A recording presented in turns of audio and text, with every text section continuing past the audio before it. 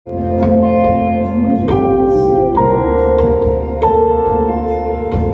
pernah setiap kami ya Tuhan. Terima kasih ya Tuhan. Bapa, Engkau mengenalku lebih dari siapapun. Engkau tahu ceritaku dan isi hatiku. Tak peduli masa lalu, Engkau tetap memilihku.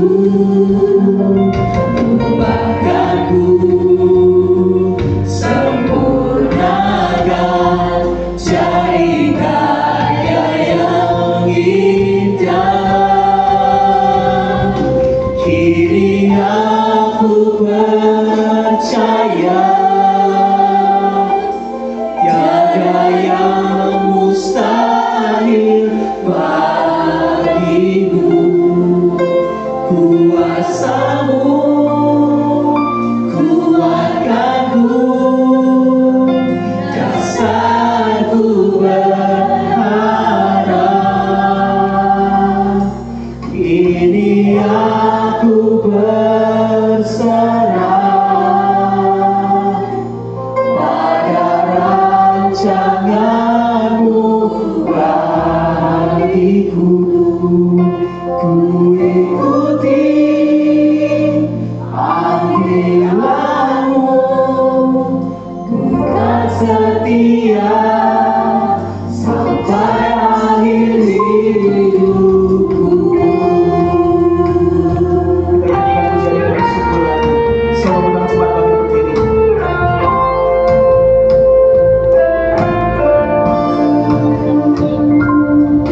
Bapa, Engkau mengenalku lebih dari siapapun.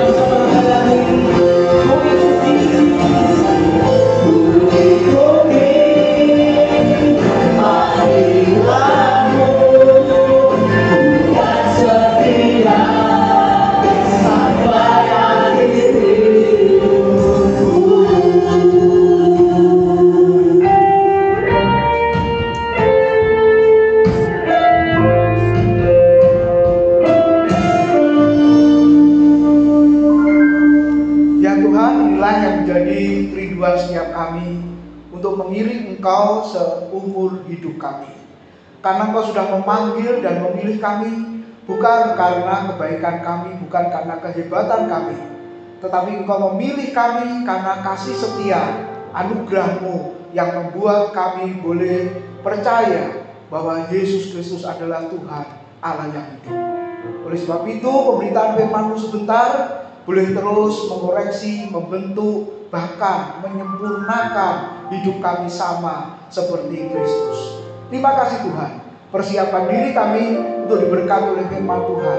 Kiranya Tuhan memakai hamba-Mu menjadi sabang berkat pada pagi hari ini. Hanya di dalam nama Tuhan Yesus kami sambut firman Tuhan. Haleluya. Amin. Silakan duduk Bapak Ibu Saudara. Ya, selamat pagi. Shalom.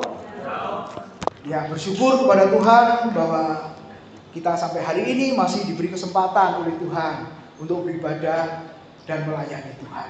Nah, Bapak Ibu, kita bersyukur juga pemberitaan firman Tuhan sampai hari ini Tuhan sudah memimpin ya, sampai di kitab Yosua pasal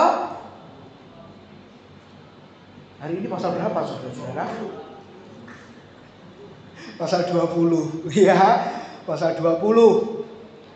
Minggu depan pasal 21 dan seterusnya. Nah, bersyukur Tuhan memimpin pasal demi pasal, perikop demi perikop. Saya berharap Bapak Ibu ada walaupun sedikit ya, ada yang apa Saudara? Ada yang Bapak Ibu terima. Bahasa Jawa bilang ada yang nyantol gitu loh Bapak Ibu. Kira-kira ada enggak kalau Bapak Ibu evaluasi koleksi diri kita masing-masing dari pasal 1 sampai pasal 19 itu kira-kira Saudara dapat apa? Kalau di kelas itu saya buat tugas, ayo dapat apa? Kira-kira Bapak Ibu bisa nulis enggak aku dapat apa gitu kira-kira? Dapat Pak satu kata. Apa itu? Lupa. Nah, pagi ini saya akan menyampaikan di dalam Yosua pasal yang ke-20 Bapak Ibu ya. Yaitu ayat 1 sampai 9 pendek Bapak Ibu dengan judul The Cities of Refuge. Kota-kota perlindungan. Nah, ini saya ambil dari NIT ya, Saudara, kota-kota perlindungan. Nah, mari kita lihat ayatnya saya tampilkan di depan, jadi nggak usah lihat HP masing-masing supaya jangan tergoda buka yang lain ya Bapak Ibu. Saya mengatakan itu. Dan yang kedua yang penting lagi, tolong di silent, sebab minggu lalu saya khotbah, waduh Bapak Ibu, bunyi. Ada berapa HP itu bunyi? Shopee, gitu saudara-saudara. Jadi jemaat akhirnya nggak lihat pengkhotbahnya, ya jemaat lihat Shopee-nya itu tadi Bapak Ibu. Ya saudara, di sini nggak terjadi ya. Tolong kalau perlu dimatikan ya, saya pakai bahasanya Pak Lim Kahok. Kalau ada keluarga yang kritis di rumah sakit boleh on. Khusus punya saudara yang kritis di rumah sakit. Ada? Oh nggak ada, berarti mati semua saudara ya. Nah, mari kita lihat Yosua 20 ayat 1 sampai 9 yang berbunyi demikian. Berfirmanlah Tuhan kepada Yosua demikian. Katakanlah kepada orang Israel begini, tentukanlah bagimu kota-kota perlindungan yang telah kusebutkan kepadamu dengan perantaraan Musa, supaya siapa yang membunuh seseorang dengan tidak sengaja, sama-sama dengan tidak ada niat lebih dahulu, dapat melarikan diri ke sana, sehingga kota-kota itu menjadi tempat perlindungan bagimu terhadap penuntut tebusan darah. Apabila ia melarikan diri ke salah satu kota tadi, maka haruslah ia tinggal berdiri di depan pintu gerbang kota dan memberitahukan perkaranya kepada para tua-tua kota. Mereka harus menerima dia dalam kota itu dan memberikan tempat kepadanya, dan ia akan diam pada mereka. 5. Apabila penuntut tebusan darah itu mengejar dia, pembunuh itu tidak akan diserahkan mereka ke dalam tangannya, sebab ia telah membunuh sesamanya manusia dengan tidak ada niat lebih dahulu dan dengan tidak menaruh benci kepadanya lebih dahulu. Ia harus tetap diam di kota itu sampai ia dihadapkan kepada rapat jemaah untuk diadili, sampai imam besar yang ada pada waktu itu mati. Maka barulah pembunuh itu boleh pulang ke kotanya dan ke rumahnya, ke kota dari mana ia melarikan diri. Ayat 7, 8, 9. Lalu orang Israel mengkhususkan sebagai kota perlindungan. Ada 6 Bapak Ibu. Yang pertama Kades di Galilea di pegunungan Naftali, dan Sikem di pegunungan Efraim, dan Kiryat Arba itulah Hebron di pegunungan Yehuda. Lalu yang di seberang sungai Yordan di sebelah timur Yeriko, mereka menentukan Beser di padang gurun di dataran tinggi dari suku Ruben, dan Ramot di Gilead dari suku Gad, dan Golan di Basan dari suku Manase. Di sebelahnya ada 6 Bapak Ibu ya. Di tengah-tengah ada sungai Yordan, di sebelah kiri dan kanan 3 kota sebagai kota-kota perlindungan. Ayat 9, itulah kota-kota yang ditetapkan bagi semua orang Israel dan bagi pendatang-pendatang yang ada di tengah-tengah mereka, supaya setiap orang yang membunuh seseorang dengan tidak sengaja dapat melarikan diri ke sana, dan jangan mati dibunuh oleh tangan penuntut tebusan darah, supaya ia dihadapkan kepada rapat jemaat. Amin. Bapak Ibu Saudara, demikian pembacaan Alkitab kita. Sudah disinggung oleh Pak Bambang hari Selasa kemarin. Bapak Ibu, saya akan mulai dengan Abraham Maslow, Bapak Ibu Saudara. Nah, di sebelah kiri gambar apa saudara-saudara? Nasi campur, teri, kacang. Sudah sarapan? Belum. Kalau sudah, saudara nggak adil. Kita hamba Tuhannya aja belum sarapan ya. Nah, ini kebutuhan yang paling rendah katanya. Jadi manusia harus memilih kebutuhannya, harus memenuhi kebutuhannya yang paling rendah, yaitu makanan, yaitu minuman terlebih dahulu sebelum naik ke tingkat yang lebih tinggi sampai ia bisa mengaktualisasikan dirinya. Saya ingat apa yang dikatakan Tuhan kepada Adam ya, dengan berpeluh, dengan berkeringat, kamu akan apa saudara? Mencari makananmu seumur hidupmu. Kalau yang wanita, saudara, bukan bersusah payah waktu melahirkan, tapi waktu mengandung pun sudah bersusah payah. Gitu ya Bapak Ibu. Jadi lihat, mencari makan ya saudara, karena itu kebutuhan yang paling rendah, kebutuhan pokok. Tuhan berkata apa? Dengan berkeringat, dengan bekerja keras, engkau akan memenuhi kebutuhan perutmu dengan apa? Makananmu. Nah Bapak Ibu, jadi kita lihat ini benar-benar kebutuhan yang vital. Makanya setiap hari Selasa dan Jumat ya Bapak Ibu ada warjur itu ya, warung jujur itu, kita memberi makan. Nah bersyukur banyak yang mungkin semakin banyak. Nah Bapak Ibu, karena apa? Ini kebutuhan yang paling pokok, kebutuhan yang paling penting ya. Walaupun tidak bisa beli yang lain Bapak Ibu Saudara, tidak bisa punya yang lain. Coba kalau nggak bisa makan ini kira-kira gimana? Ya, saya mendengar, menyaksikan ada satu keluarga makan hanya sekali, itu pun pakai telur ceplok saja. Bayangkan, untuk beli beras itu kesulitan, apalagi beli-beli yang lain. Sampai saya sama istri itu nangis, kok hari gini masih ada ya orang yang sulit makan. Ya Bapak Ibu, nah bersyukur anaknya bisa berangkat nanti tanggal 1 ke Taiwan.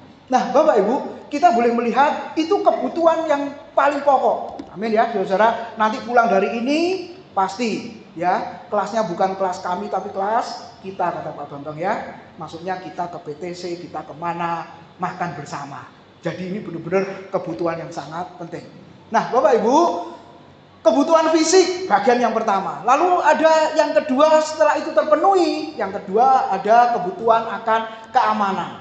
Nah Yosua pasal 20 Tuhan tahu Bapak Ibu ya, orang Israel bukan hanya diberi makan ya saudara, nanti menanam, kemudian dikatakan Alkitab apa saudara, tanahnya subur. Tapi yang kedua, nah ini Abraham Maslow ini melihat Alkitab atau bagaimana ya, sampai dia bisa menemukan berapa itu 5 kebutuhan ya, hierarki kebutuhan itu Bapak Ibu.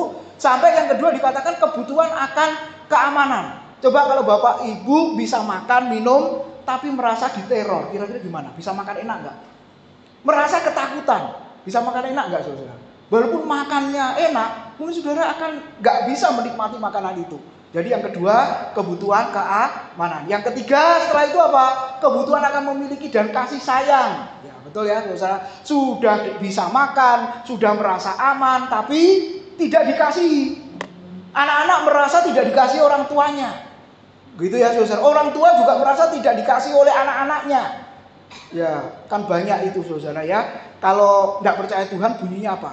punya anak-anak, kalau besok itu perhatian kepada orang tua, itu satu keberuntungan. Amin. Loh, kok amin saudara? Berarti hidup itu seperti main judi. Untung apa? Rugi. Nah, ini yang saya sampaikan ini bukan orang Kristen sepertinya.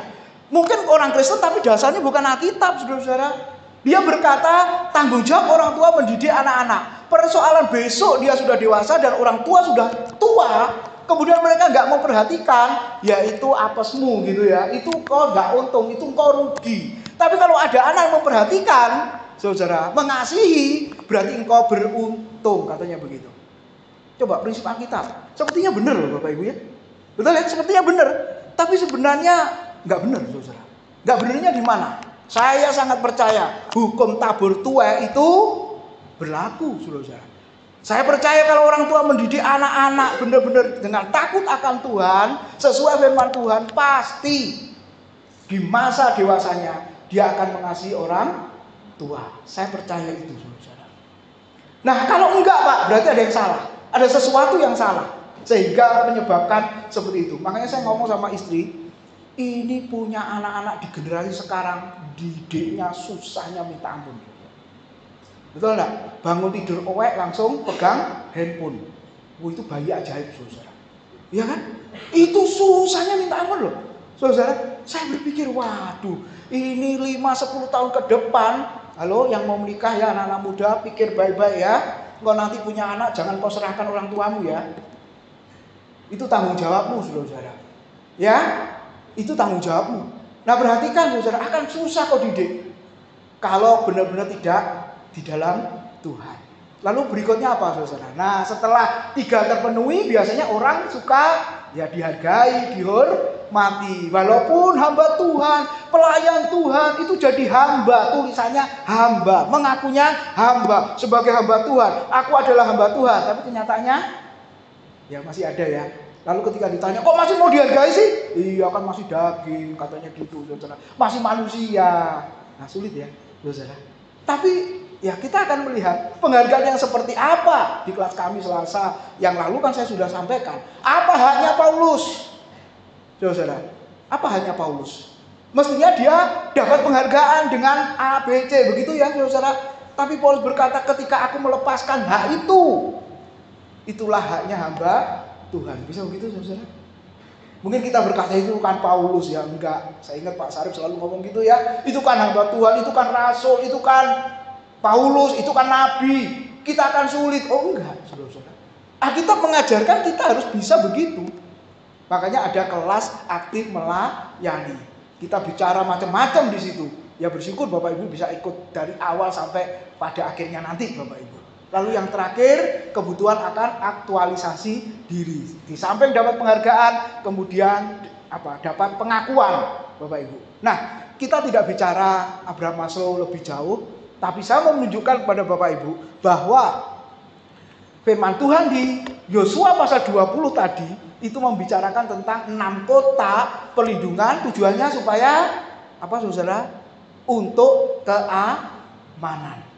Orang Israel bukan hanya sudah mendapat kota-kota itu, saudara, hidup normal pada umumnya, tapi harus mengkhususkan 6 kota.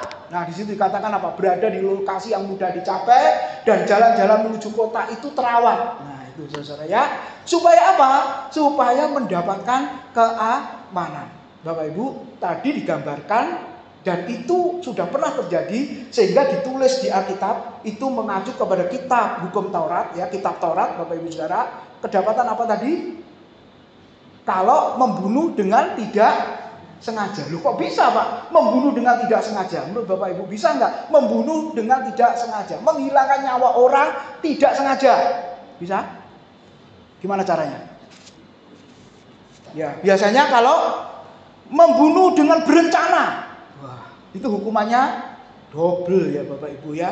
Lalu membunuh dengan ngajak teman-temannya, waduh saudara, itu hukumannya lebih berat ya Bapak Ibu. Nah, kasus apa? Kasus apa? Membunuh dengan tidak sengaja. Tidak ada niat terlebih dahulu kata Alkitab. Apa tadi? Apa saudara? Loh, kok membunuh dengan tidak sengaja? Loh, iya ada. Apa? Satu kata aja. kecelakaan. Betul? Nabrak gitu ya. Kalau lagi viral itu rel kereta api di stop. Nonton nggak saudara? Kereta api di stop. Dilakukan kegiatan di situ. Ini kalau ditabrak sama keretanya kira-kira sengaja apa enggak? Ya ada-ada saja ya saudara ya. Jalan di stop oke lah. Tapi ini rel kereta api di stop sampai keretanya berhenti. Banyak yang komen di situ. Di daerah mana ini? Di kota mana ini? Iya, di video, bukan foto, video. Yang lain langsung bilang, keretanya terus saja. Ini ganggu perjalanan jadwal yang lain. Komennya kayak gitu, saudara-saudara. Ya, demi kebaikan dirinya sendiri tapi mengorbankan kepentingan umum. Wah, komennya banyak di situ.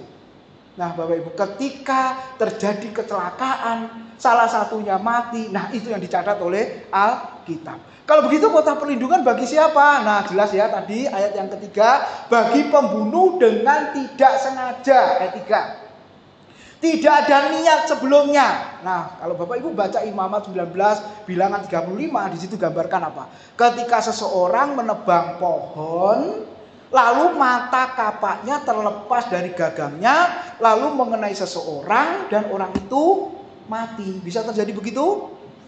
Bisa, saudara. Nah, ini yang dikatakan oleh Alkitab. Membunuh dengan tidak sengaja. Nah, orang ini, Bapak Ibu, harus kemana? Kata Alkitab tadi, harus pergi ke salah satu kota perlindungan. Sampai kapan? Sampai imam besar yang memerintah pada saat itu mati, saudara. Nah, pertanyaannya, memang dia merasa aman, tapi merasa bebas? Belum bebas. Kalau dia keluar dari kota itu, penuntut darah akan menuntut dan dia bisa dihukum mati, Bapak Ibu. Nah, pertanyaan yang kita renungkan, siapakah pembunuh itu? Bukankah ada di sekitar kita? Bukankah diri kita sekalipun bisa jadi pembunuh, saudara? Pembunuh dengan kata-kata kita bisa nggak? Ngomongnya nggak sadar, ngomongnya nggak sengaja, tapi perkataan kita menyakitkan hati orang lain. Membuli, bahkan istilahnya apa? Membunuh karakter seseorang. Itu pembunuh nggak, saudara? Pembunuh. Ya, memang kita tidak menghilangkan nyawa seseorang, tapi kita menghilangkan semangat orang untuk maju. Saudara, kita membuat orang lain sakit hati dengan perkataan kita. Saya dan saudara ternyata bisa jadi pembunuh, Bapak Ibu. Tetapi Alkitab berkata, bagi pembunuh yang tidak sengaja seperti itu atau yang disengaja, nggak ada hukumnya, pergi ke kota perlindungan kalau sengaja membunuh, Bapak Ibu. Tapi kalau tidak disengaja, tidak ada rencana, tidak ada niat terlebih dahulu, masuklah ke kota perlindungan itu. Sampai kapan? Sampai imam besar itu mati. Bapak Ibu merasa aman di situ, tetapi belum bebas. Tidak bisa keluar dari tempat perlindungan itu. Nah, ini mau menunjukkan apa sebenarnya? Nah, Bapak Ibu kita lihat, saya kutip ya D.L. Moody ya. Dia berkata seperti ini. Kristus mati untuk dosa. Betul? Di dalam perjanjian lama, kenapa dosa belum tuntas, dosa belum beres, dosa belum dihapus, dosa hanya ditutupi saja, saudara. Itu bahasanya Alkitab. Karena yang dikorbankan adalah binatang. Darah yang dicurahkan untuk menebus adalah darah binatang, Bapak Ibu. Makanya Ibrani sangat jelas. Satu kali Kristus mati, dia mencurahkan darahnya dan itu efektif, saudara, untuk penebusan dan pengampunan dosa. Sehingga dikatakan apa? Kristus mati untuk dosa. Jadi dosa di awal, dosa warisan itu sudah diselesaikan oleh Kristus. Lagu Jawa yang viral itu ya, pokoknya beres, masalahmu beres. Pernah dengar lagu itu? Ya, semoga gak dinyanyikan di sini, saudara. Sebab kalau dinyanyikan di sini, enak aja percaya Yesus semua masalah beres. Masalah apapun, saudara, beres katanya. Saya khotbah dengar lagu itu, mateng kok masih ada lagu teologi kemakmuran kayak begini, saudara. Kalau saudara punya utang beres, Kristus yang beresin. Kalau utang dosamu ya Kristus yang beresin, karena engkau nggak bisa bayar hutang dosa itu. Tapi kalau utang duit ya engkau yang bayar, karena engkau yang pakai duitnya, bukan Kristus yang pakai duitnya. Ya toh saudara? Nah lihat, semua beres. Akhirnya di khotbah itu ya saya mau nggak mau memberitahu ya, yang semua beres itu saudara adalah dosamu.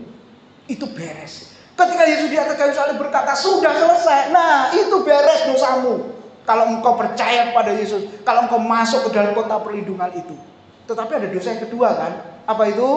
Waktu sebelum ibadah kita doa, pengakuan dosa, perkataan, pikiran, bahkan apa? Perbuatan. Dari dalam hati yang tersembunyi, itu juga merupakan dosa kan? Nah itu yang terus-menerus kita harus minta ampun di hadapannya. Kemudian orang percaya mati terhadap dosa.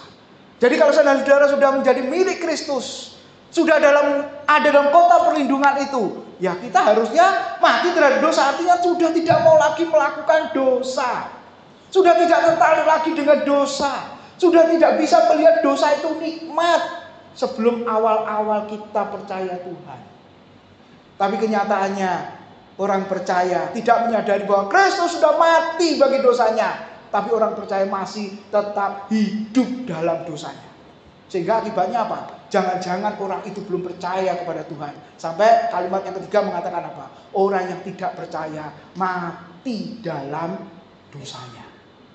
Nah Bapak Ibu, saya ingat Yohanes 10 ayat 15. Sudah saya sampaikan di kelas Rabu ya Bapak Ibu, bahas tentang Injil Yohanes. Yesus mengatakan begini ya, akulah gembala yang baik. Terus gembala yang baik memberikan nyawanya bagi domba-dombanya. Lalu berikutnya mengatakan, aku memberikan nyawaku bagi domba-dombaku. Nah ini akhirnya jadi pertanyaan. Sebenarnya Yesus mati itu bagi siapa? Bagi semua orang apa sebagian orang? Nah nggak sepakat toh? Nggak sepakat saudara. Sekali lagi ya, Yesus mati bagi semua orang apa sebagian orang? Diralat tadi saya dengar ada yang untuk semua orang. Kalimatnya jelas loh. Yesus mati bagi domba-domba. Nah masalahnya yang jawab tadi saudara, ini domba apa bukan? Ya toh Bapak Ibu, domba apa bukan? Gitu ya. Kalau kita domba berarti Yesus mati bagi kita. Kalau saudara non domba atau berbulu domba, waduh saudara, Yesus bukan mati untukmu. Oh ini penting Bapak Ibu. Nanti kita akan bahas di poin ketiga Bapak Ibu. Nah sekarang yang kedua, kota perlindungan bagi siapa? Tadi ayat yang ke-9 dikatakan apa saudara? Ayat yang ke-9, itulah kota-kota yang ditetapkan bagi semua orang Israel dan bagi para pendatang di antara mereka. Kalau yang pertama tadi bagi pembunuh dengan tidak sengaja, yang kedua bagi para pendatang. Coba Ulangan 26 ayat 12 13 ya. Ternyata siapa yang dimaksud para pendatang? Apabila dalam tahun yang ketiga, tahun persembahan persepuluhan, engkau sudah selesai mengambil segala persembahan persepuluhan dari hasil tanahmu, maka haruslah engkau memberikannya kepada 4 ya. Pertama, orang Lewi, orang asing. Nah, ini pendatang, non Israel mau gabung menjadi jemaah Israel, lalu anak yatim dan kepada janda. Supaya apa? Ganti mobil, bangun gedung mewah? Enggak. Ganti rumah? Enggak. Supaya mereka dapat makan di tempatmu dan menjadi kenyang. Dan haruslah engkau berkata di hadapan Tuhan Allahmu, telah kupindahkan persembahan kudus itu dari rumahku, juga telah kuberikan kepada orang Lewi, yang kedua kepada orang asing atau pendatang, kepada anak yatim dan kepada janda yang benar-benar janda ya. Kata kita begitu. Tepat seperti perintah yang telah kau berikan kepadaku, tidak kulangkai atau kulupakan sesuatu dari perintahmu. Seringkali ini pertanyaan muncul dan saya masih ditanya juga kayak kemarin ketemu hamba Tuhan, Bapak Ibu ya. Saya lupa dia ingat saya. Waktu ini kok lupa. Loh selama nggak ketemu Pak ya wajar lupa. Dia pernah berjemaat di satu gereja, saya sering khotbah di situ, Bapak Ibu. Ya, terus dia berkata, Pak Tim nggak pernah diundang lagi di situ ya? Iya Pak, saya juga bingung, nggak tahu kok nggak diundang lagi. Iya, karena khotbah Pak Tim keras katanya. Kerasnya seperti apa? Pengajaran mereka semua nggak suka pengajaran. Oh Allah, ya itu jawabannya saudara. Jangan-jangan di sini saya khotbah pengajaran juga nggak disukai, ya iso nggak diundang lagi saudara. Nah Bapak Ibu, tanya soal persepuluhan. logikanya begini saja Pak, kata Alkitab. Ya, Bapak kalau setuju perpuluhan, nggak apa-apa. Lalu praktekkan juga yang lain. Harus menguduskan hari Sabat. Yang kedua, makanan haram dan halal engkau harus lakukan. Terus apa lagi? Engkau harus sunat. Terus apa lagi?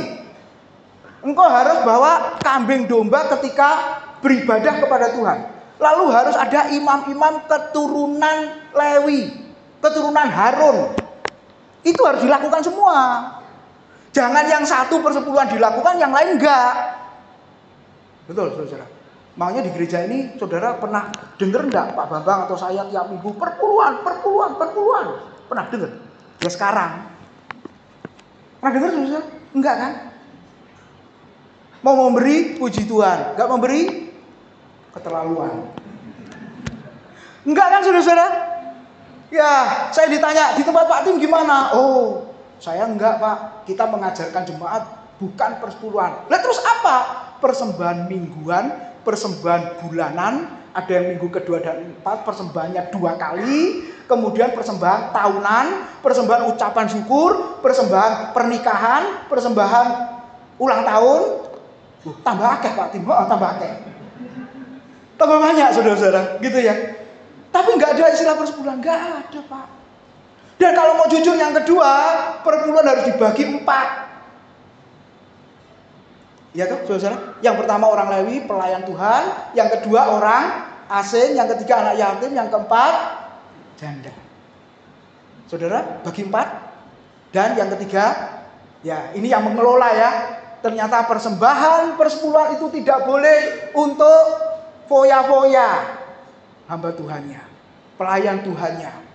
Nggak boleh untuk ganti mobil, rumah, diganti juga. Apa? Semuanya diganti. Asal nggak ganti istri ya, atau suami saudara. Nggak boleh. Karena kita berkata apa? Persepuluhan itu dikumpulkan untuk makan. Karena makanan tadi kan kebutuhan yang terendah, yang terpenting. Betul ya saudara? Nah Bapak Ibu mesti perhatikan itu. Kalau engkau mau terapkan itu ya silakan. Saudara, engkau yang bagi silakan Bapak Ibu. Tapi yang lain engkau harus turuti. Kesini bawa kambing ya, disate bareng-bareng nanti. Nanti sudah akan berkata ini AC sudah sejuk, baunya kena kambing jadi menyengat enggak baunya. Loh iya Pak ya, kenapa kok kita jadi repot lagi ya? Iya, sudah diselesaikan oleh Kristus, digenapi oleh Kristus, kenapa repot? Ya saya mengatakan begitu pada hamba Tuhan itu tadi. Waduh, bisa diterapkan di gerejaku apa enggak ya Pak? Terapkan Pak, itu kebenaran. Makanya setelah Yesus mati, masih ada nggak persepuluhan? Loh zaman Yesus kan ada betul. Waktu Yesus singgung persepuluhan itu sebenarnya untuk memberitahu orang Farisi ahli Taurat, celakalah engkau di Matius 23 itu. Tapi setelah itu, waktu itu Yesus belum mati. Setelah dia mati di atas kayu salib, bangkit dan naik ke surga, orang Kristen mula-mula pakai persepuluhan enggak? Enggak ada. Yang ada apa? Persembahan dengan penuh kerelaan. Itu yang ada. Dan saya sama Bapak Gembala senior saya menerapkan itu, saya berkata. Waduh, enak di gereja ini Pak Tim ya. Ayo datang Pak. Tapi omahku ada Pak kenjeran. Nunggu ada tole Pak. Ya tahun piro ada tole kenjeran ke sini Bapak Ibu. Semoga ada lah. Kalau siapa? Saudara yang jadi menteri. Gantikan menteri itu saudara. Nah Bapak Ibu lihat ya. Jangan sampai salah makan persembahan persepuluhan. Sebab kalau salah makan persembahan persepuluhan, maaf, walaupun gak semua hamba Tuhan meninggalnya karena stroke atau cuci darah, ya, tapi yang saya lihat salah makan persembahan. Hati-hati Bapak. Ya, makanya di sini kelola dengan baik. Supaya jangan sampai kita salah, bukan hanya salah makan persembahan, salah menggunakan uang persembahan dari jemaat itu Bapak Ibu. Supaya jangan sampai akibat yang mengerikan terjadi. Masuk surga Pak? Masuk surga, tapi tubuhnya hancur, tubuhnya rusak sebelum mati. Ketika saya khotbah di gereja Bapak Ibu, itu persembahan sudah dijalankan, selesai ibadah langsung dikukuti masuk kamar. Loh, nggak ada hitungannya, nggak ada hitungannya saudara-saudara. Tapi kalau perlu apa-apa masih minta jemaat lagi. Zaman itu LCD masih baru-baru ya. Ayo saudara urunan lagi untuk beli LCD. Loh tadi sudah dikumpulin semua. Wah ini perampok ini saudara. Gak ada hitungannya.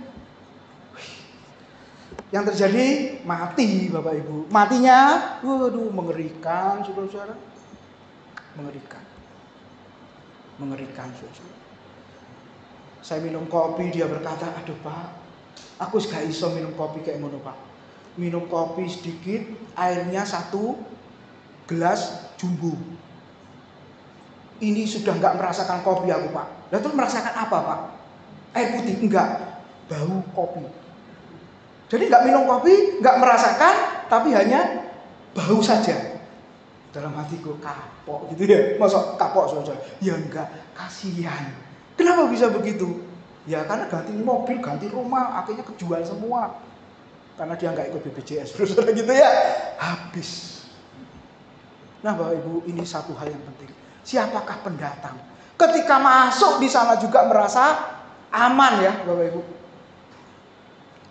Ya, coba pendatang itu dikatakan 1 Petrus pasal 1 ayat 1 dan 2. Coba baca sama-sama 2 Petrus 2-3. Dari Petrus, Rasul Yesus Kristus kepada orang-orang pendatang yang tersebar di Pontus, Galatia, Kapadokia, Asia Kecil dan Bitinia. Siapa? Orang-orang yang dipilih sesuai dengan rencana Allah Bapa kita dan yang dikuduskan oleh Roh supaya taat kepada Yesus Kristus dan menerima percikan darahnya. Kiranya kasih karunia dan damai sejahtera makin berlimpah atas kamu. 1 Petrus 2:11. Saudara-saudaraku yang kekasih, aku menasihati kamu supaya sebagai pendatang dan perantau kamu menjauhkan diri dari keinginan-keinginan daging yang berjuang melawan jiwa. Saya masih ingat sebelum kalimat ini saya ucapkan di poin yang pertama tadi. Sampai pada harinya imam besar itu mati, barulah orang yang masuk ke kota perlindungan mendapatkan kebebasan. Apa artinya imam besar yang dimaksud di situ? Ya, memang Harun dan keturunannya. Tapi sebenarnya ayat itu menunjukkan pada kita sampai Yesus Kristus sebagai imam besar agung yang melintahi semua langit itu mati, barulah saya dan saudara mendapatkan kebebasan dari dosa-dosa kita, dari perasaan tertuduh, dari kejahatan dan kesalahan kita. Kenapa? Karena semuanya sudah ditanggung oleh Kristus. Itu ya maknanya saudara-saudara. Nah, jadi orang percaya dikatakan apa? Pendatang dan perantau, Bapak Ibu. Ya, apa artinya pendatang yang lalu pernah saya sampaikan? Mungkin saudara lupa. Kita ingat lagi. Siapa di antara saudara yang pendatang ke Surabaya ini? Saya juga angkat tangan, saya orang Kediri, Bapak Ibu. Nah, ada yang luar pulau, ada yang luar negeri, ada yang luar planet bumi. Kalau saudara ada di sini, Pak Rudolf ya, pendatang semua kita. Nah, jadi perginya saya dan saudara atau berpindahnya saya dan saudara dari tempat kita masing-masing, meninggalkan tempat di mana kita berasal atau dilahirkan di sana, lalu tumbuh ke tempat yang baru, ke Surabaya, wilayah yang baru, saudara-saudara, wilayah yang lain. Terus tujuannya apa? Guna menjalani kehidupan atau pengalaman baru, entah itu pekerjaan atau entah itu pelayanan. Tujuannya apa? Di tempat yang baru supaya apa? Lebih maju dan berkembang di tempat lamanya. Amin. Saya kadang juga ditanya sama istri ya, sama anak, kenapa papa nggak balik pulang ke Kediri saja? Terus, ya papa pelayanan di sana saja. Kamu mau jadi orang Kediri? Mau, papa aja. Kediri kan sepi, gitu saudara ya. Siapa bilang sepi? Sekarang rame. Ya tapi kan beda Pak sama Surabaya. Ya memang beda ya saudara. Saya hanya merenung kalau saya pulang di Kediri, saya jadi apa ya? Saya pelayanan apa juga saya juga nggak tahu. Teman-teman saya juga nggak tahu entah kemana. Yang lain masih reuni bisa kumpul-kumpul. Saya loh temanku TK wis nggak tahu. Teman SD ya di mana? SMP, SMA. Kalau SMA barusan dimasukkan di grup. Itu pun sudah lupa semua Bapak Ibu. Loh Widodo ini kok lali? Ya lupa, ayo Pak kapan ketemu ngopi-ngopi? Ya kapan? Ya kapan pulangnya? Apalagi sekarang keluarga saya sudah pindah Surabaya semua. Jadi di Kediri sudah nggak ono saudara-saudara. Hanya rumah yang kosong yang masih ada. Itu pun dijual. Nah Bapak Ibu, tujuannya di tempat yang baru, lebih maju, lebih berkembang, amin. Coba kalau Pak Rudolf kembali ke Ambon Pak, jadi apa Pak? Nggak jadi apa-apa. Ya tetap jadi manusia gitu ya. Atau pulang ke Lamongan, pulang kemana, jadi apa? Ya nggak tahu kita mau jadi apa. Nah Bapak Ibu, ternyata saya dan saudara itu pendatang. Loh kenapa kita disebut pendatang? Bukankah lahir di bumi, lahir di dunia? Coba kita lihat satu ayat ya. Yohanes 15 ayat 19. Nggak ada di slide, ini mesti dicari Bapak Ibu. Saya ingat, Yohanes pasal 15 ayat yang ke-19.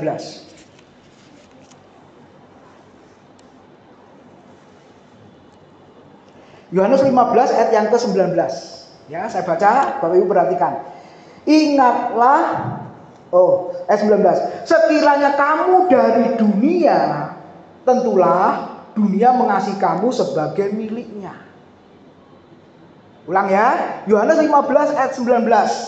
Sekiranya kamu dari dunia, Yesus berkata kepada para muridnya, tentulah dunia mengasihi kamu sebagai miliknya. Tetapi karena kamu bukan dari dunia, melainkan aku telah memilih kamu dari dunia, sebab itulah dunia membenci kamu. Jadi kenapa orang Kristen selalu dibenci?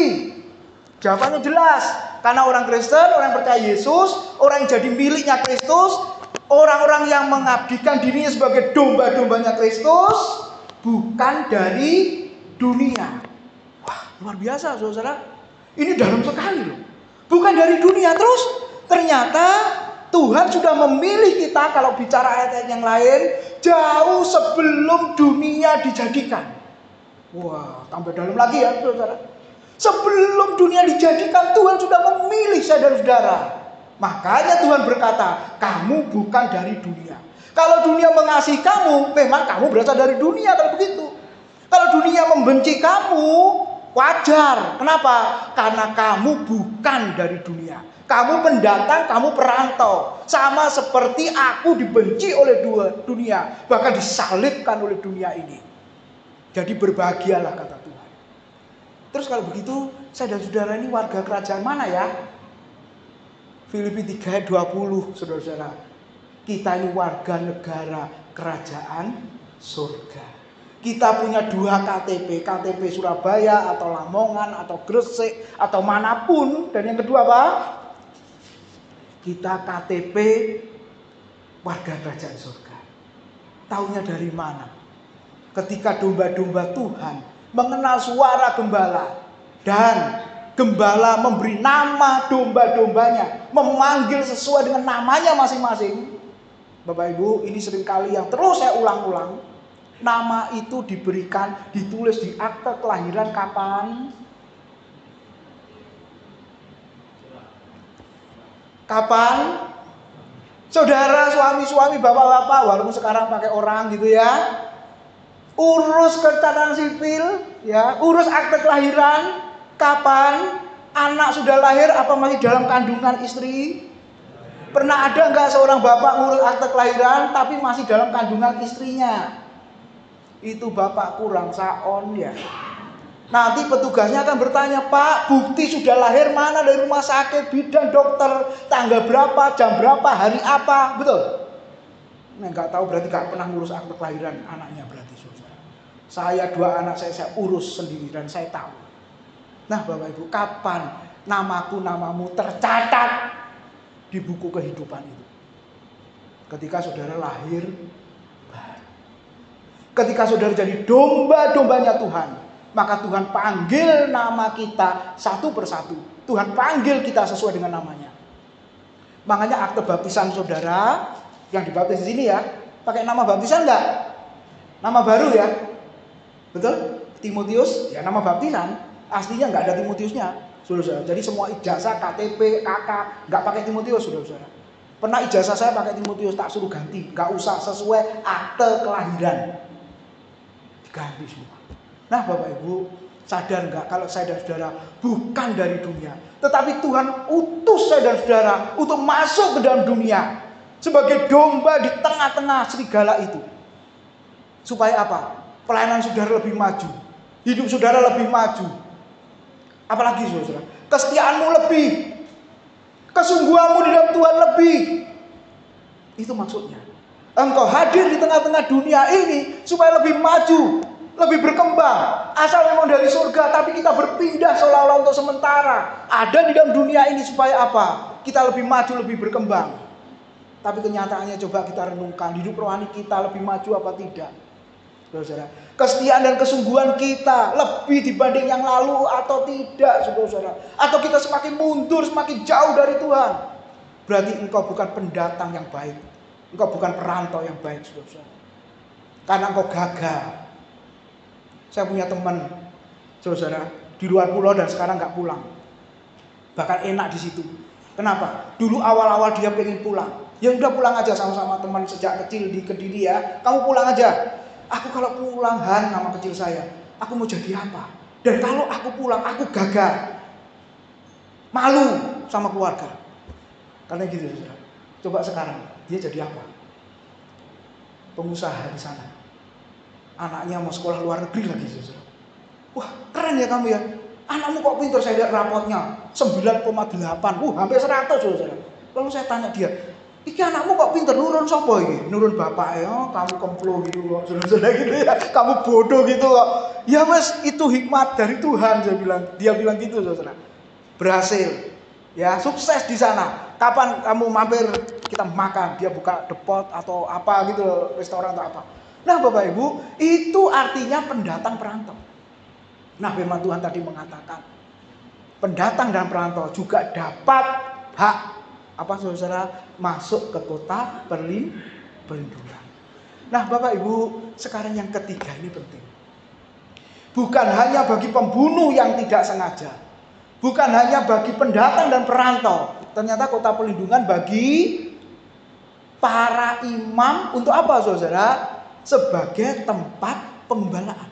Coba baca Yosua 21, nanti minggu depan akan disampaikan ayat 13 ya, perhatikan.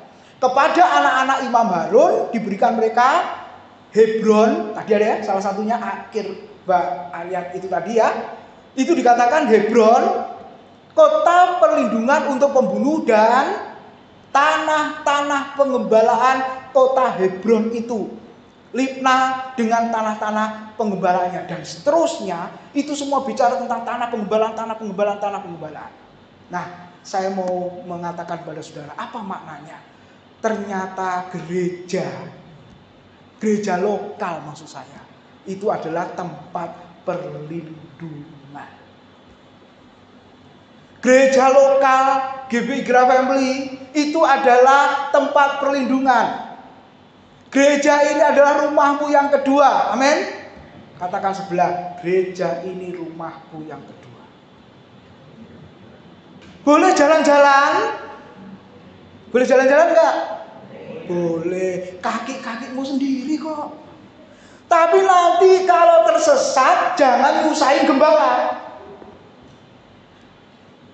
Terus kalau sudah jalan-jalan, lupa pulang. Karena rumput tetangga selalu lebih hijau dan menarik di dalam rumput kandang sendiri. Ada yang punya pemikiran begitu? Bertobat. Kenapa? Itu domba nakal. Jangan-jangan bukan domba. Lawannya apa kata Alkitab? Nah, saudara jawab ya. Saudara tanya dalam hati, aku ini domba apa kambing? Domba apa kambing saudara? Oke, ngomong sama sebelahmu, aku domba, you kambing. Jangan, aku domba, kamu juga domba. Saudara tahu bedanya domba sama kambing? Ya, hari Jumat yang lalu sudah saya sampaikan ya. Domba dan kambing. Kalau kambing itu saya mau ngomong itu sungkan. Padahal di Alkitab itu ada, baca kitab Yeskiel, saudara. Yang pertama nanduk itu sifatnya. Nanduk temannya, nanduk gembalanya. Yang kedua, setelah minum air bersih, apa yang dia lakukan? Ada di Alkitab nanti baca Yeskiel ya. Diobok-obok ya, dengan kakinya supaya keruh, supaya kotor. Bukan hanya dikotorin ya dengan kakinya itu, tapi maaf dikencingin juga. Supaya apa? Domba-domba minum air yang sudah kotor, air yang sudah berbau, kencingnya dia. Jahat enggak ini? Jahat ya? Jahat, saudara. Tapi Tuhan berkata harus juga digembalakan. Ternyata ada 1, 2 atau sebagian kecil di samping kawanan banyak domba, ada kambing-kambing kata Alkitab. Dan mereka semua juga aku gembalakan. Bahkan ada dari kandang di luar sana yang juga masuk ke kawanan juga harus dikembalikan. Nah, Bapak Ibu, selalu begitu ya. Terus ada lalang dan gandum. Hamba-hambanya bertanya, Tuhan, gandum yang ditanam, kenapa ada lalang? Musuh yang melakukannya, iblis yang melakukannya. Bagaimana bisa dicabut saja supaya tidak mengganggu pertumbuhan gandum-gandum itu? Tuhannya berkata apa? Jangan. Nanti kalau kamu cabut, gandumnya ikut tercabut. Biarin saja waktu masa panen. Kalau masa panen penuaian itu sudah terjadi, kita bisa pisahkan. Karena gandum dan lalang waktu zaman Yesus memberikan perumpamaan itu mirip, Bapak Ibu. Ya, tapi bedanya waktu panen, beda di situ kelihatan. Kalau gandum kau masukkan ke lumbung, tapi kalau lalang siap ikat masuk ke dalam pembakaran. Saudara-saudara, engkau jenis gandum apa lalang? Engkau jenis domba apa kambing atau serigala atau ular atau apapun lah, saudara-saudara. Kalau hidupmu tidak sesuai dengan apa yang dikatakan Tuhan, aku mati bagi domba-dombaku. Kalau saudara bukan domba, nggak cocok perkataan Tuhan Yesus itu. Penggembalaan sehat bagi siapa? Bagi pelayan Tuhan, orang Lewi, dan bagi jemaat. 1 Petrus 2 ayat 9 dan 10 mengatakan apa? Kamulah yang dikatakan para pendatang tadi, apa? Bangsa yang terpilih, terus imamat yang rajani. Dulu yang jauh dari Tuhan sekarang dipanggil supaya dekat. Dulu yang bukan umat Tuhan sekarang jadi umatku, kata Tuhan. Dulu yang tidak dikasihi sekarang lebih dikasihi. Nah, Bapak Ibu sadar enggak kalau engkau imam-imam? Nah, memang kecenderungan orang ya ini, teman hamba Tuhan itu juga sudah punya pengalaman GKK, Gereja Keliling-Keliling Sak Surabaya, GKKSS. Terus dia mengatakan apa kepada saya? Bingung akhirnya. Ya, saya bersyukur banyak persekutuan ya, saudara-saudara. Tapi semakin didatangi semakin bingung, saudara. Karena yang ini ngajarnya begini, yang ini ngajarnya begini. Bahkan dia cerita, Pak, aku dengar hamba Tuhan khotbah begini, Pak. Judulnya duri dalam daging. Dahsyat gitu ya. Ternyata Pak, dia bahas apa sih? Duri dalam daging itu menurut pengertiannya dia. Pengertian apa itu? Ternyata duri dalam daging jangan sampai ada di dalam hidup saudara. Apakah itu duri dalam dagingmu? Sakit hati, iri hati. Hah? Memangnya Paulus ketika diberi duri dalam daging, dia sakit hati dan iri hati? Enggak kan? Ngawur itu Pak hamba Tuhan itu. Nah, saudara, tahu tak saudara? Ini luar biasa ini saudara. Udah ngerti nih mana ngawur saudara. Tapi jemaat yang lain, aduh Pak, tepuk tangan semua Pak. Bapak Ibu, kita harus ingat, gereja boleh jalan-jalan boleh, tapi harus pulang. Coba yang jalan-jalan, pulang nggak? Pulang toh. Kalau engkau nggak pulang jadi gelandangan di sana saudara. Karena uangnya semua sudah habis, betul? Sudah mesti pulang. Kenapa? Karena saudara punya rumah. Nah, demikian juga gereja lokal kita ini adalah tempat penggembalaan kota perlindungan. Nah, maaf ya, jangan tersinggung ya, J.I. Packer. Dia ngomongnya begini, ini bahasa Indonesianya yang di sebelah. Sama-sama. Khotbah doktrinal tentu saja membosankan bagi orang-orang munafik atau bagi kambing-kambing gitu. Tetapi sama-sama. Lalu ada orang nggak nih? Hanya khotbah doktrinal yang menyelamatkan domba-domba Kristus.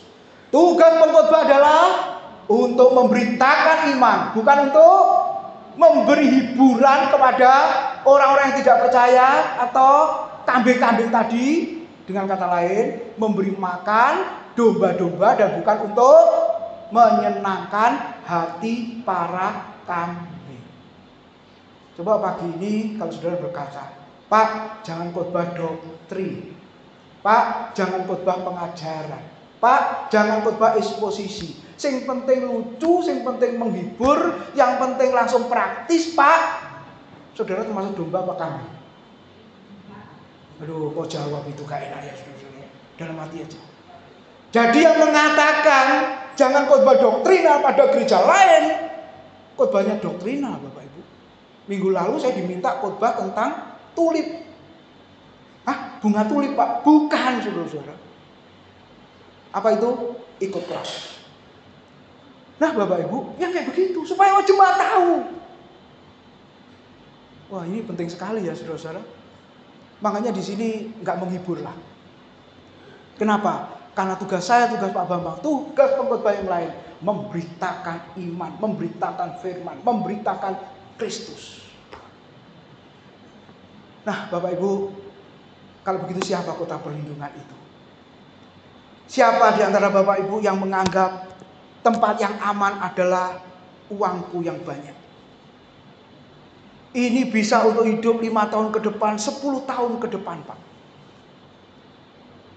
Ya? Oke, gak apa-apa. Tapi uang bisa habis enggak, saudara? Bahkan dalam sekejap bisa enggak?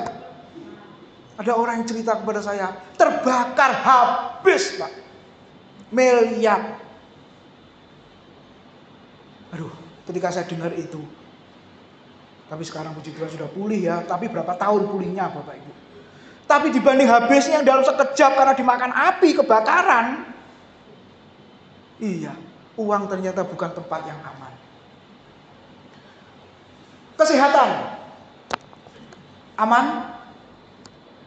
Siapa yang ngirim kemarin? Umur 50 sekian tahun padahal rajin olahraga segala macam ya. Tiba-tiba sakit dan lalu meninggal. Kesehatan juga tempat yang aman, saudara. Kalau kemarin sharing saya dengar, aduh, periksa ini, periksa ini, periksa ini, periksa ini, periksa ini. Aduh Pak, lebih baik aku nggak usah periksa ya Pak. Malah salah kalau Bapak nggak periksa, Ibu nggak periksa. Nanti penyakitnya malah parah, baru ketahuan terlambat. Jadi mumpung di awal ketika periksa, dia juga kaget, saudara. Ternyata ada benjolan dan itu hidup. Aduh. Padahal kelihatannya sehat-sehat saja. Nah Bapak Ibu, apakah kesehatan itu juga merupakan kita jadikan sandaran sebagai tempat yang aman, saudara? Tapi ketika umur kita bertambah, ternyata enggak, saudara. Atau yang lain, relasi jadi tempat yang aman, saudara. Atau siapapun jadi tempat yang aman di dunia ini. Di dunia ini enggak ada yang aman, saudara. Ternyata yang disebut kota perlindungan, tempat yang aman siapa? Mazmur 46 ayat 2. Sama-sama, Allah itu bagi kita tempat perlindungan dan kekuatan. Terus, sebagai penolong dalam kesesakan sangat terbukti. Mazmur 94 ayat 22. Tetapi Tuhan adalah kota bentengku dan Allahku adalah gunung batu perlindunganku. Siapa Allah itu? Siapa Tuhan itu? Yang kita panggil, kita sapa, Tuhan Yesus Kristus. Dia adalah tempat yang aman. Dia kota benteng. Dia kota perlindungan saya dan saudara. Nah, ini undangannya. Apakah saudara mau datang ke kota perlindungan itu? Masuk ke kota perlindungan itu. Matius 11, 28, 30. Ya, mengatakan apa? Sama-sama. Marilah kepadaku. Semua yang letih lesu dan berbeban berat, aku akan memberi kelegaan kepadamu. Pikulah kuk yang kupasang dan belajarlah kepadaku. Karena aku lemah lembut dan rendah hati, dan jiwamu akan mendapat ketenangan. Sebab kuk yang kupasang itu enak dan bebanku pun ringan. Kuk yang kupasang itu terjemahan lain menyenangkan. Kenapa menyenangkan? Walaupun seolah-olah berat, ingat kambing muda sama lembu muda sama lembu tua ini, saudara. Yang ngangkut beban berat itu yang mana sebenarnya? Yang muda apa yang tua itu? Yang muda itu hanya ngikut saja, saudara. Belok ya belok, lurus ya lurus. Yang narik lebih berat itu lembu tua, Bapak Ibu. Nah, Tuhan memberikan perumpamaan dua lembu pangkai yang dikatakan kuk atau beban atau sandaran di punggung itu enak, itu ringan. Kenapa? Karena yang nanggung banyak lembu tua. Siapa lembu tua? Yesus. Siapa lembu muda? Saya dan saudara. Dosa sudah diselesaikan oleh Kristus. Dan yang kedua apa? Masalah hidup kita pun Bapak Ibu, entah itu sakit penyakit atau apapun, semuanya Kristus sudah menanggungnya. Kalau sudah berkata aku sakit berat, Kristus lebih berat enggak sakitnya? Di dalam berdoa di Taman Getsemani, keringatnya sudah keluar darah. Ayo saya mau tanya Bapak Ibu, kalau darah keluar melalui pori-pori itu berarti apa itu? Bukan keringat ya, maaf yang bau, enggak, darah yang keluar. Ini kalau ada yang dokter pasti bertanya, pembuluh darahnya pecah sehingga darahnya keluar melalui pori-pori kulitnya. Yesus sakit apa kalau begitu? Kalau bahasa sekarang ya, stroke itu sebenarnya. Langsung mati itu sebenarnya. Tapi di dalam pergumulan itu, dia melawan dosa itu. Alkitab berkata, tidak ada seorang pun yang pernah mencucurkan darah kecuali Kristus. Jadi saudara nggak salah kalau kita datang ke kota perlindungan. Kita meresponi undangannya ketika dia mengundang terus-menerus. Seringkali ilustrasinya apa saudara? Kalau diundang kenapa hadir? Ya dapat undangan Pak. Yang kedua apa saudara? Kita tahu siapa yang mengundang, betul. Diundang presiden, upacara di Istana Negara, hadir? Wah teman-teman hamba Tuhan hadir, ikut upacara. Kenapa? Presiden yang mengundang. Kalau nggak hadir, kecewa. Bapak Ibu, Yesus lebih dari presiden, Yesus lebih dari pejabat, Yesus lebih dari manusia hebat siapapun. Kenapa kita tidak mau datang kepadanya? Sudah diundang berulang kali, diingatkan lagi, kenapa tidak mau datang kepadanya? Dan betapa saya dan saudara sudah mengecewakan hati Tuhan yang muda kita. Makanya hidup kita terasa berat, pelayanan kita terasa berat, apapun yang kita lakukan terasa berat, karena kita pikul sendirian. Tapi kalau kita datang kepada Tuhan, Yesus yang memikul bersama dengan kita. Amin, saudara. Kiranya Tuhan memberkati kita. Mari kita bangkit berdiri, kita berdoa. Biarlah saudara merenungkan kebenaran firman Tuhan pada siang hari ini. Maukah kita masuk ke dalam kota perlindungan itu? Kota yang aman dari segala tuntutan. Atau kita tetap keluar dari kota itu, dari pelindungan Tuhan itu. Biarlah saudara yang memilih sikap pada siang hari ini. Tuhan, kami berdoa untuk seluruh jemaat. Kiranya Tuhan memberkati mereka. Firman Tuhan yang sudah didengarkan boleh menjadi berkat, kekuatan, pertolongan di dalam menjalani hari-hari mereka. Kami tahu Tuhan, hidup memang terasa berat kalau kami pikul sendiri. Tapi kalau kami bersama dengan Tuhan, Engkau yang memikul bersama-sama dengan kami.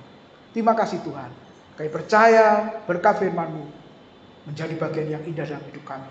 Roh Kudus memampukan kami untuk kami melakukan dalam hidup kami. Dalam nama Tuhan Yesus kami sudah berdoa. Amin.